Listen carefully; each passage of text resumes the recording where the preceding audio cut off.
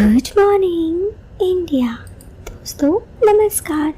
दोस्तों हमारे चैनल की कहानियाँ रोज़ाना सुनते रहने के लिए आप हमारे चैनल को सब्सक्राइब कर सकते हैं और साथ ही इस वीडियो के पसंद आने पर वीडियो को लाइक करना ना भूलें। चलिए दोस्तों अब इस प्यारी सी कहानी को शुरू करते हैं। और हाँ, कहानी शुरू करने से पहले मैं आपको एक बात तो बता ही दूँ।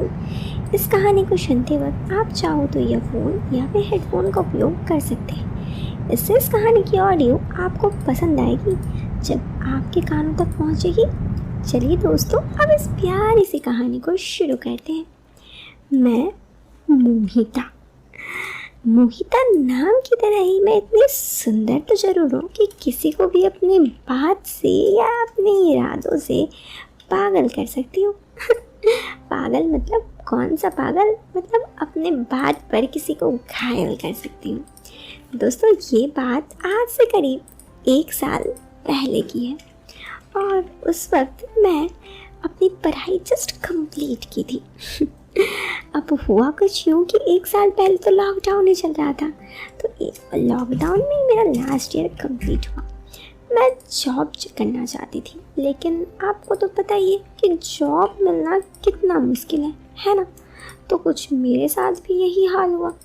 मुझे जॉब तो मिल ही नहीं रहा था। मैंने बहुत कोशिश की, लेकिन फिर मैंने सोचा कि अरे यार जॉब तो नहीं मिल रही, तो मैं काम क्यों नहीं करती हूँ, कोई जगह किसी से इंटरव्यू देकर बात आगे बढ़ाती हूँ। मैं यही सोचकर 1-2 जगह इंटरव्यू थी। अब आप बोलोगे जॉब नहीं मिल रहा है तो कौन सी इंटरव्यू, तो मैंने ऑनलाइन कई जगह पर इंटरव्यू देने की सोची और फिर मैंने इंटरव्यूज़ दिया।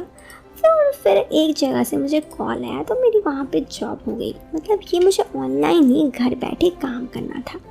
मैं बहुत खुश थी क्योंकि एक तो घर बैठे ही काम करना पड़ेगा और ऊपर से कोई झमेला भी नहीं कहीं जाने का वगैरह, पेमेंट भी आ जाएगा। तो मैं इन सब चीज़ों से बहुत खुश हो गई। काफ़ी दिन तो दोस्तों ऐसे ही बीत गए। फिर मेरी फर्स्ट पेमेंट आई। मैं इस पेमेंट से बहुत खुश थी और उसके बाद मैंने सोचा अब तो मेरी ज़िंदगी में लॉटरी लगी है। पता नहीं मेरे दिल में क्या आया, मैं बहुत सारी जगह पर घूमने गई, मैंने बहुत सारी मस्तियाँ की। धीरे धीरे टाइम पार होता गया और लॉकडाउन पूरी तरीके से खुल गया। पहले क्या था दोस्तों कि लॉकडाउन खुल गया तो सबको तो लगा ही कि लाइफ फिर से नॉर्मल हो जाएगी और हमने भी यही सोचा था, लेकिन ऐसा कुछ तो हुआ नहीं। लाइफ बिल्कुल फिर से लॉकडाउन में अलग हो गई। तो मैंने इस बार जितनी सेविंग की थी उतनी सेविंग सारी ख़त्म हो गई। अब सेविंग ख़त्म हो गई और मुझे इस बार दोबारा वो जॉब नहीं मिली थी क्योंकि लॉकडाउन के बाद मैं वो जॉब छोड़ चुकी थी। अब मैं काफ़ी ज़्यादा दुविधा में थी कि मुझे अब क्या करना चाहिए। फिर मैंने दूसरी जगह इंटरव्यूज़ वगैरह दिए और फिर मुझे जॉब नहीं मिल रही थी। तो मेरी फ्रेंड ने मुझे कॉल सेंटर के बारे में बताया। मैं बहुत खुश हो गई। मैं कॉल सेंटर में इंटरव्यू देने गई तो मेरा जो रिज्यूम था वो उन्हें पसंद आया। फिर मेरी जॉब लग गई। अब कॉल सेंटर के लोग थोड़े से अलग होते हैं, है ना। तो मेरी उनसे जहाँ पे मुलाकात हुई थी वहाँ के लोग भी कुछ अलग ही थे। उनसे बात करना वगैरह मुझे अच्छा लगने लगा था। मैं कॉल सेंटर जाती और इसी तरह काफ़ी दिन बीत गए और इन काफ़ी दिनों में मेरे वहाँ पे बहुत सारे लोगों से दोस्ती हो गई। और दोस्ती के साथ साथ कुछ यूँ था कि कॉल सेंटर के जो सर थे उससे मेरी इतनी ज़्यादा दोस्ती हुई थी कि मानो उनके साथ मेरा रिलेशनशिप स्टार्ट हो गया था। मैं बहुत ज़्यादा खुश थी। मेरे तरफ से मुझे ऐसा लग रहा था कि वो मुझे बहुत प्यार करते हैं, लेकिन उन्होंने ऐसा कुछ मुझे अभी तक बोला ना था। मैं झूठ क्यों बोलूँगी, बात ये था कि उन्होंने मुझे कुछ बोला नहीं। फिर दूसरी लॉकडाउन लगी तो मैं काफ़ी ज़्यादा सैड हो गई। उनसे मिलना बात करना सब कुछ मानो बंद हो गया। ऐसे ही काफ़ी दिन बीत गए और फिर दूसरी लॉकडाउन जब खुली तो मैं उनसे दोबारा मिली।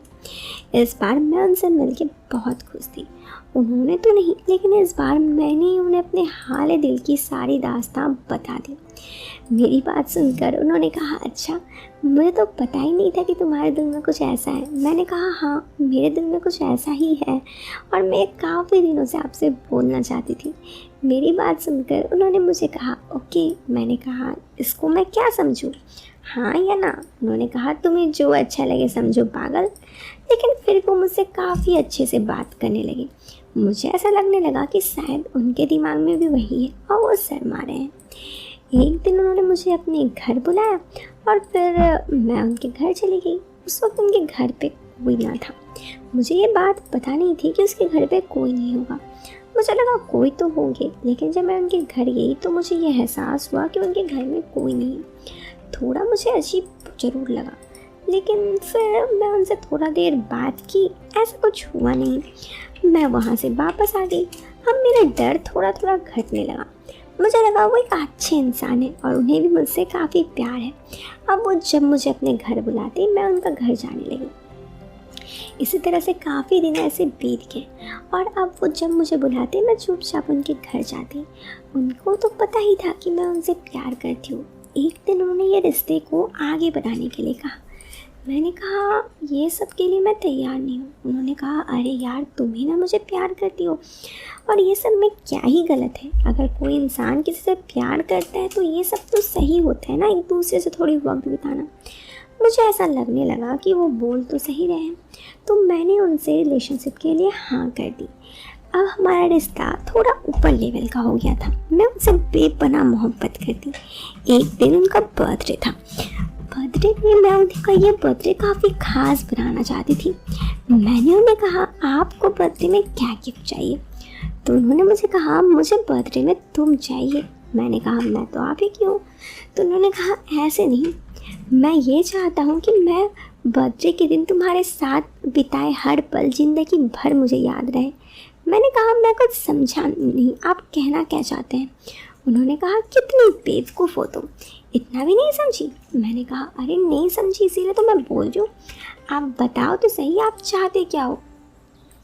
उनके मेरे बहुत कहने पे उन्होंने मुझे कहा कि वो थोड़ी सी मेरे साथ क्वालिटी टाइम स्पेंड करना चाहते हैं। मैंने कहा ठीक है चलिए हम कहीं घूमने जाते हैं। मैंने कहा एक काम करते हैं हम कहीं घूमने चलते हैं और वहाँ पे मैं आपके साथ बहुत अच्छे से टाइम भी स्पेंड कर सकूँगी। उन्होंने मुझे कहा तुम तो बिल्कुल बुद्धू हो। मैंने कहा बताओ तो सही आप चाहते क्या हैं? उन्होंने मुझे फिर भी नहीं कहा। उन्होंने कहा तुम नहीं समझोगी, छोड़ो। लेकिन मेरे दिल में सच में उनकी बात समझ में नहीं आ रही थी कि वो चाहते क्या हैं। काफ़ी देर उनका समझाने के बाद जब मैं नहीं समझी तो उन्होंने मुझे कहा बुद्धू मैं तुम्हारे साथ थोड़ी देर एकांत में पल तो बिताना चाहता हूँ, साथ में मैं ये चाहता हूँ कि ये पल हमारी लाइफ में बहुत ख़ास रहे। बताओ तुम ये कर पाओगी? मैंने कहा ठीक है, वैसे आप भी क्या बोलना चाहते हैं? लेकिन मैं उनके बातों में समझ गई थी कि वो चाहते क्या हैं। लेकिन बात ये थी कि जो वो सोच रहे थे वो मैं नहीं चाहती थी। मैं उनसे प्यार तो करती थी, लेकिन मैं इस रिश्ते को काफ़ी पवित्र रखना चाहती थी। मैंने उनसे बस बहाना बना दिया और काफ़ी दिन ऐसे ही वक्त बीत गया। इन काफ़ी दिनों में जब मैं उनके पास नहीं गई तो वो समझ गए और फिर उन्होंने मुझे बात करना बंद कर दिया। अब मैं समझ चुकी थी कि वो सच में मुझे प्यार ही नहीं करते थे। वैसे इसका एहसास मुझे कुछ दिन पहले ही ज़रूर हुआ था, लेकिन उस वक्त मैंने उन्हें बताया नहीं था। जो इंसान मुझसे बात नहीं करना चाहते हैं सही से, वो मेरे साथ वक्त साथ में बिताना चाहते हैं। मैं समझ गई थी कि वो लाइफ में मुझसे क्या चाहते हैं, तो मैं उनसे दूर हो गई और उनके साथ दूरी बना ली। अब मैं फिर अपने कॉल सेंटर जाने तो लगी, लेकिन उनसे दूर ही रहने लगी। इस कहानी के जरिए मैं आपसे बस इतना शेयर करना चाहती हूँ दोस्तों कि कई बार कुछ इंसान हमारे लाइफ में आते हैं और वो सिर्फ अपने मतलब से हमारे लाइफ में आते हैं। ऐसे इंसान से हमें सिर्फ दूर रहना चाहिए, बस और कुछ नहीं। बस दोस्तों इस वीडियो को समझिए, सेफ रहिए, सावधान रहिए। वीडियो के पसंद आने पर आप इस वीडियो को लाइक और चैनल पर पहली बार आए हैं तो सब्सक्राइब करें। मिलते हैं फिर एक नए वीडियो में एक नए और इंटरेस्टिंग टॉपिक के साथ।